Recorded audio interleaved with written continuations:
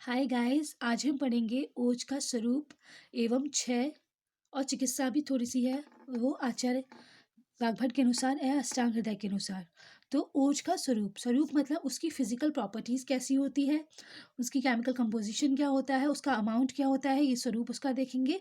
और क्षय क्षय मतलब जब उसके बॉडी में डिक्रीमेंट हो जाता है, जब उसकी कमी हो जाती है तो बॉडी में क्या सिम्टम्स आते हैं वो भी देखेंगे अष्टांग हृदय के अनुसार, आचार्य वाग्भट के अनुसार। ठीक है गाइस, तो हम श्लोक पर आते हैं। ओज का स्वरूप श्लोक देखते हैं। ओजस्तु तेजो धातु नाम शुक्र आंता नाम परम स्मृतम हृदयस्थमपि व्यापी देह स्थिति निबंधनम स्निग्ध सोमात्मकम शुद्धम ईषद लोहित पीतकम यन्नाशे नियतम नाशो यस तिष्ठति तिष्ठति निष्पद्यन्ते यतो भावा विविधा देह संशया। इसका रेफरेंस है अष्टांग हृदय सूत्र स्थान के 11th चैप्टर का नाम है दो शादी विज्ञानी अध्याय, उसका 37 एंड 38 श्लोक। अब इस श्लोक के पदे शब्द का अर्थ देखते हैं। ओजस्तु तेजो धातु नाम शुक्र आंता नाम परम स्मृतम। जो ओज होता है वो रस से लेकर शुक्र तक जो 7 धातुएं हैं उनका तेज होता है, मतलब सार होता है, मतलब उनका जिस्ट होता है या निचोड़ होता है। तो रस से शुक्र पर्यंत धातु का जो परम परम मतलब प्रधान, जो प्रधान श्रेष्ठ, प्रधान मतलब जो श्रेष्ठ, पर मतलब होता है श्रेष्ठ, जो श्रेष्ठ तेज सार हुआ है वह ओज कहलाता है। तो शुक्र रस से लेकर शुक्र तक जो 7 धातुएं हैं उनका जो निचोड़ होता है, जो सार होता है, जो जीस्ट होता है, वो कहलाता है ओज। ठीक है गाइस, ओज की परिभाषा पता चल गई हमें। अब देखते हैं ओज का अधिष्ठान, ओज कहाँ पर रहता है। वह हृदय में स्थित होने पर भी सकल शरीर में व्याप्त रहता है।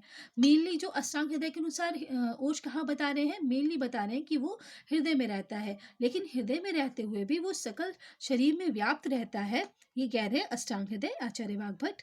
ठीक है, तथा देह की स्थिति अर्थात जीवन का अधिष्ठान है। हमारे जीवन उसी से संभव है। अगर ओज ओज से नष्ट कर दिया जाए तो हमारा जीवन भी नष्ट हो जाएगा। तो जीवन का अधिष्ठान है, अधिष्ठान मतलब जीवन जहाँ रहता है, जिस जगह रहता है वो है ओज। जीवन को अगर हम कहें कि जीवन कहाँ स्थित है तो वो ओज में स्थित है, जीवन का अधिष्ठान है ओज। ठीक है, वह स्निग्ध सोम गुण युक्त सौम्य स्वरूप शुद्ध थोड़ा रक्त एवं पीत वर्ण का होता है। तो वह स्निग्ध होता है, स्निग्ध मतलब स्मूथ होता है, चिकना होता है, और सोम गुण युक्त, सोम युक्त सौम्य, सॉफ्टनेस होती है उसमें, चिकना भी है और सॉफ्टनेस होती है। शुद्ध होता है, शुद्ध मतलब प्योर होता है, और थोड़ा रक्त एवं पीत वर्ण का होता है। शुद्ध शुद्ध होता है इशम, शुद्धम ईषत लोहित पीतकम, थोड़ा रक्त वर्ण का होता है और पीत वर्ण का होता है, जिसका नाश होने पर निश्चित रूप से प्राणी की मृत्यु हो जाती है। यह नासे नियतम नाशो यसम तिष्ठति तिष्ठति। तो अगर इसका नाश हो जाए या नाशे नियतम, अगर इसका नाश हो जाए तो मनुष्य की शीघ्र ही मृत्यु हो जाती है या प्राणी की मृत्यु हो जाती है, और जिसके विद्यमान रहने पर मनुष्य जीवित रहता है। और अगर ये हमारी बॉडी में प्रॉपर तरीके से ओज बना हुआ है, ओज का जो फिजिकल प्रॉपर्टीज़ है और जो अमाउंट है वो बना हुआ है, तो हम जीवित रहेंगे, हमारा जीवन सुरक्षित रहेगा। ठीक है, जिससे देह में आश्रित विभिन्न भाव पराक्रम एवं कांति आदि निष्पन्न होते हैं।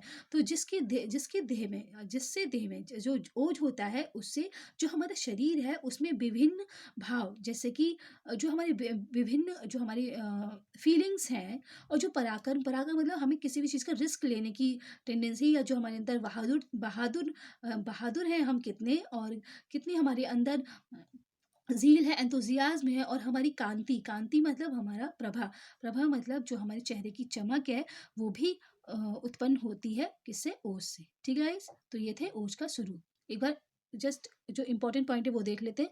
ओज जो है सारी धातुओं का सार भाग है, हृदय में हिस्से रहते हुए भी पूरे शरीर में व्याप्त रहता है। देह का जो स्थिति है, जो जो शरीर संभव है, पॉसिबल है, वो ओज से ही है, क्योंकि ओज को है वो है जीवन का अधिष्ठान है। वह स्निग्ध होता है, सोमगुण युक्त होता है, शुद्ध होता है, थोड़ा रक्त और पीत वर्ण का होता है, और जिसके नाश होने पर प्राणी की मृत्यु हो जाती है, और जिसके विद्यमान रहने पर मनुष्य जीवित रहता है, और जिसके देह में आश्रित विभिन्न भाव पराक्रम आदि कांति आदि निष्पन्न होते हैं, उत्पन्न होते हैं। ठीक है गाइस, तो ये था ओज का स्वरूप। अब हम बढ़ेंगे ओज का क्षय। ओज का क्षय मतलब ओज की डेफिशिएंसी किस रीजन से होती है, ऐसे क्या फैक्टर्स होते हैं जिससे ओज की डेफिशिएंसी हो जाती है बॉडी में। ठीक है, तो बढ़ते हैं। ओज छियेत कोप क्षुध क्षुध ध्यान शाक श्रमादिवि। इसका रेफरेंस है अष्टांग हृदय सूर्य के 11 चैप्टर का 39 श्लोक। तो क्रोध करने से यानी कि गुस्सा करने से, बहुत ज़्यादा एंग्री होने से, भूखा रहने से, मतलब हमें भूख लग रही है लेकिन खाना नहीं खाने से, और ध्यान करने से, ध्यान मतलब मेडिटेशन करने से, और शोक मतलब गम से, बहुत ज़्यादा गम करने से या बहुत ज़्यादा सैड रहने से, और श्रम आदि, श्रम मतलब कोई भी फिजिकल एक्सरसाइज बहुत ज़्यादा करने से आदि से ओज का नाश होता है। तो ओज का नाश किससे होता है? कोप यानी कि क्रोध, क्षुध यानी कि भूखा रहने से, ध्यान यानी कि बहुत ज़्यादा ध्यान करने से, बहुत ज़्यादा सोचने से, ओवर थिंकिंग करने से, और शोक यानी कि गम गम रखने से, मतलब हमें बहुत शोक में रहने से, बहुत दुखी रहने से, और श्रम यानी कि बहुत ज़्यादा काम करने से ओज का नाश हो जाता है। ठीक है गाइस, तो ये थे ओज का 6 का रीज़न कि ओज किससे कम होता है बॉडी में।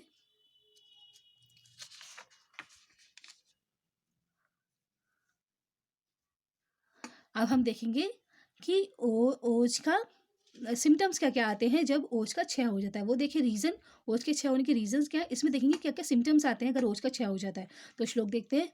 विभति दुर्बलो अभीक्षणम ध्यायति व्यथित इंद्रिया दुच्छायो दुर्मना रूक्षो भवेत क्षामश्च तत् क्षय। इसका रेफरेंस है अष्टांग हृदय सूत्र स्थान के 11 चैप्टर का 40 श्लोक। तो इस दशा में मनुष्य को अकारण भय लगता है। विभति अकारण भय लगता है। जब ओज का 6 हो जाता है, इस दशा का मतलब है ओज का जब 6 हो जाता है तो मनुष्य को अकारण भय लगता है, मतलब कोई रीज़न नहीं होता है डर लगने का, फिर भी वो डर रहा है, छोटी छोटी बातों पे डर रहा है, कोई रीज़न नहीं है उसका डरने का, फिर भी अकाल में कोई टाइम भी नहीं है वो डरने का, लेकिन फिर भी उसको डर लग रहा है।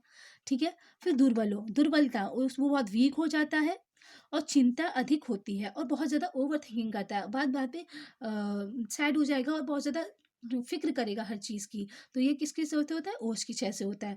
फिर व्यथित इंद्रिय मतलब दुखी हो जाती है। तो हृदय हृदय से मन कह सकते हैं, मन एक इंद्रिय है, तो आदि स्थानों में वेदना होती है। तो हृदय में मन का अधिष्ठान है, तो मन व्यथित होगा तो हृदय भी व्यथित हो जाएगा। तो मन जो हमारी उभय इंद्रिय है, यानी कि ज्ञान इंद्रिय भी है, कर्म इंद्रिय है मन, तो वो आदि स्थानों में वेदना होती है। तो हमारी जितनी भी इंद्रिय हैं उनमें वेदना होती है, उनमें पेन होता है, उनमें पीड़ा होती है। ठीक है।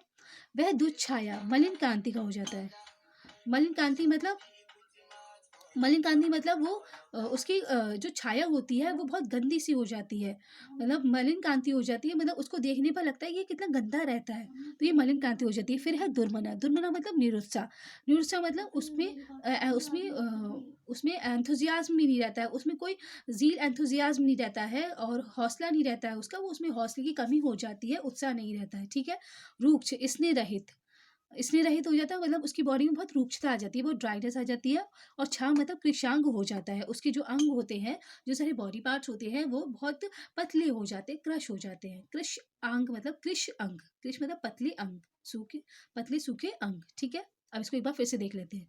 इस दशा में मनुष्य को अकाल भय लगता है, दुर्बलता मालूम होती है, चिंता अधिक होती है, हृदय आदि स्थानों में वेदना होती है, वह दुच्छाया यानी कि मलिन कांति यानी कि देखने में बहुत गंदा सा लगता है, और दुर्मना मतलब निरुत्साह, उसमें जील और एंथुजियाज्म और हौसला वगैरह नहीं रहता है, और रूक्ष मतलब स्नेह रहित हो जाता है, मतलब उसकी बॉडी में बहुत रूक्षता आ जाती है, और छांग मतलब कृशांग, उसके जो अंग है वो बहुत पतले हो जाते हैं। ठीक है गाइस, तो ये था सिम्टम्स जब ओज का 6 होता है तो क्या सिम्टम्स बॉडी में प्रोड्यूस होते हैं। अब देखेंगे उसकी चिकित्सा। तो ओज के 6 होने पर हम क्या चिकित्सा कर सकते हैं ये देखेंगे अब हम। ठीक है। तो श्लोक देखते हैं। जीवनयो औषध क्षीर रसा आद्य स्थित भेषजम ओजो वृद्धो ही देहस्य तुष्टि पुष्टि वलोदया। इसका रेफरेंस है अष्टांग हृदय सूत्र स्थान के 11 चैप्टर का नाम है दोषादि विज्ञानी अध्याय, उसका 41 श्लोक। ठीक है।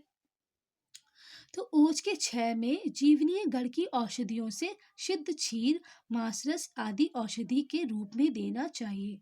तो ओज का 6, जब ओज का 6 हो गया तो जीवनी गढ़ में जो चरक का जीवनी गढ़ है उसमें 10 औषधियां हैं। सबसे पहली औषधि है जीवक, फिर है ऋषभक, फिर है मेधा, फिर है महामेदा, फिर है काकुली, फिर है क्षीर काकुली, फिर मुदपर्णी, मांसपर्णी, जीवंती, मुलैठी। तो मुलैठी ऐसी कॉमन ड्रग है जीवनी गढ़ में जो हमें सबको पता है कि हाँ मुलैठी होती है, ग्लिसराइजा ग्लेवरा वो हम यूज़ करते हैं, ठीक है। तो मुलैठी को आप याद कर लीजिए कि मुलैठी से सिद्ध जल, वैसे तो जीवनी गढ़ की सारी औषधि, लेकिन जीवनी गढ़ को रिप्रेजेंट करने के लिए मुलैठी कॉमन है तो मुलैठी को ले लेते हैं। मुलैठी से सिद्ध क्षीर यानी कि दुग्ध यानी कि मिल्क, और मांस रस यानी कि मांस मतलब मांस का रस, जो भी जांगल मांस या आनू मांस होता है जैसे कि मछली या फिर बकरे का मांस या फिर भैंस का मांस या जो भी मांस होता है उससे मांस रस भी सिद्ध होना चाहिए, मतलब जीवनी गढ़ की औषधि से सिद्ध मांस रस होना चाहिए या दुग्ध होना चाहिए या मिल्क होना चाहिए आदि औषधि के रूप में देना चाहिए। ये हमें औषधि देनी चाहिए अगर ओज का क्षय हुआ है तो, ठीक है। फिर ओज की वृद्धि होने पर शरीर की तुष्टि, संतोष, पुष्टि तथा बल की सम्यक वृद्धि होती है। अगर ओज की वृद्धि हो गई, ये तो क्षय होने पर भी चिकित्सा बता दी। अगर ओज की वृद्धि होती है तो बॉडी में क्या सिम्टम्स आते हैं, तो होने में शरीर की तुष्टि होती है। तुष्टि मतलब सारी बॉडी स्थापित हो जाती है, सारे अंग जो होते हैं वेल फॉर्म्ड हो जाते हैं, वेल फंक्शनड हो जाते हैं। किससे, अगर ओज की वृद्धि होती है तो शरीर की तुष्टि होती है, मतलब वेल स्थापित कर देते हैं। और संतोष, संतोष मतलब कंटेंटमेंट होता है ओज की वृद्धि से। और पुष्टि, पुष्टि मतलब सॉरी तुष्टि मतलब था सेटिस्फेक्शन, तुष्टि, तुष्टि मतलब है सेटिस्फेक्शन, सेटिस्फेक्शन मतलब पीस हैप्पीनेस उसमें रहती है।